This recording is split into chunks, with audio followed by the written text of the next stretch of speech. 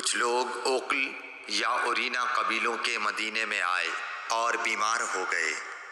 رسول اللہ صلی اللہ علیہ وسلم نے انہیں لقاح میں جانے کا حکم دیا اور فرمایا کہ وہاں اونٹوں کا دودھ اور پیشاب پئیں۔ چنانچہ وہ لقاح چلے گئے، اور جب اچھے ہو گئے تو رسول کریم صلی اللہ علیہ وسلم کے چرواہے کو قتل کر کے وہ جانوروں کو ہانک کر لے گئے۔ الصبح رسول کریم صلی اللہ علیہ وسلم کے پاس اس واقعے کی خبر آئی تو آپ نے ان کے پیچھے آدمی دوڑائے۔ دن چڑھے وہ حضور صلی اللہ علیہ وسلم کی خدمت میں پکڑ کر لائے گئے۔ آپ کے حکم کے مطابق ان کے ہاتھ پاؤں کاٹ دیے گئے اور آنکھوں میں گرم سلاخیں پھیر دی گئیں اور مدینے کی پتھریلی زمین میں ڈال دیے گئے۔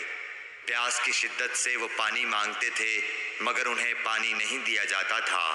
ابو قلابہ نے ان کے جرم کی سنگینی ظاہر کرتے ہوئے کہا کہ ان لوگوں نے چوری کی اور چرواہوں کو قتل کیا اور آخر ایمان سے پھر گئے اور اللہ اور اس کے رسول سے جنگ کی۔